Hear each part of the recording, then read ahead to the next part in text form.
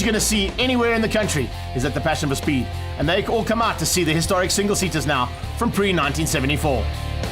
Some new cars coming out and a couple of new drivers as well from the UK. A couple of new guys coming all the way from Sweden, and they're going to be fighting hard with the usual contenders at the front end of our historic single-seaters. Unfortunately, Alan Bailey had a little issue on the day, and he couldn't get the car started out. And in fact, speaking of starting, that's not the way you start a single-seater race.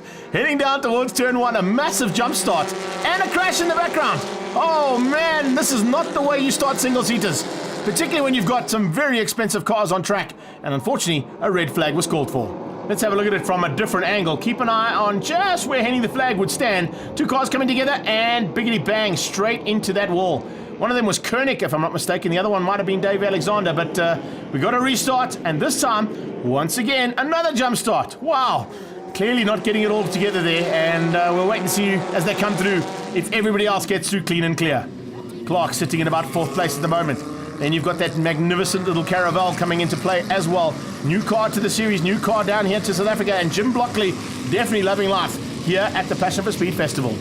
Unfortunately, they've all got through turn 1 and 2, and this time a little bit unscathed. The 22 car of Stuart Gregg getting away from that 27 machine. The Lotus 27 there of Richard Wilson. And then you've got Keegan Ward under attack now from the 58. And Richard Smeaton in the Wayner Jr. starting to make his way to the front end, slowly but surely. It's great to see the mix of cars out there. Formula 1s, Formula Juniors, Formula Fords, and Formula Vs. All of them being brought out here, of course, by Mike Knight and his entire team behind the series in the single-seaters. Well, there's quite a nice group, actually. There's some single-seaters, very keen, very good drivers, nice cars. Alan Bailey's was mainly responsible for bringing that lot. And sadly, he's got probably one of the best cars, but he's got an engine problem with it, which we hope he'll sort out for Killarney next weekend. And then we've got 4 or 5 of the big Can-Am, Trans Am, God knows what Am cars that we use in the 45-minute race, and anything else we can use to dust off the South Africans in whatever other race we can get into. I like that, Mike Knight. Dusting off, eh? Dusting off the cars, dusting off the drivers, and they're all enjoying every inch of the circuit. Slowly but surely starting to come in amongst some of the quicker cars. You can see making their way through back markers. Not easy to do when you've got such a big field of cars, and that BRM of Andrew Waring, of course, one of the most expensive cars out there on track, which is why he's taking it probably a little bit more gingerly than the front end of this field, where Richard Wilson's holding nothing back in his Lotus 27. Clark giving him a good run for his money, but they've got to try and find a way to close down here on the 22 car there. It's a 1961 Lotus 22 leading things out and coming up the inside of a Lotus 11 of Di Dugmore. She just gives way and doesn't even worry about the fact that her car is slightly down on power compared to that 22. But definitely got a bit of history behind the two cars there, both out of the Lotus stable. See Dunsey still fighting hard and trying to get up as high as he can to try and eliminate the 30-second penalty that'll probably be given to him at the end of this one. Further back through the field there, also picking up on a few cars. Nice to see Pat Dunsey in that Alexis Mark 18. And this man, of course, in car 7. Really awesome to see Heinz Stead out there in the MG Spider. Big steering wheel, having to work double time, probably harder than anybody else out there to stay ahead. And there's a couple of great examples of Formula Vs.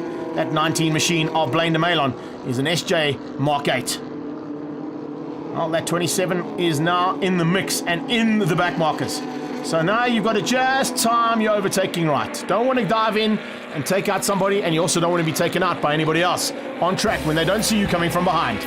Stuart Gregg is waiting for that checkered flag, and he's only just a little bit up the road. But it's a good maneuver here through in the final stages from Richard Smeaton to close down on 3rd place Chris Clark. Not going to beat Gregg. He's going to get across the line ahead of everybody else. The flag comes out, and it's a win for the Lotus 22. 2nd place goes to Wilson all the way from the UK. Chris Clark comes through for 3rd place, and it's Richard Smeaton, making it 2 of the UK contenders in the top 4. A P261 BRM in the hands of Andrew Waring, a priceless machine at the Passion for Speed. The car is a 1.5 litre 1964-65 BRM 261. Originally in 64, it was driven by an American called Richie Ginther for the Owen organisation. Jackie Stewart joined BRMs in 65 and drove alongside Graham Hill. Predominantly Hill drove the car with Stewart occasionally.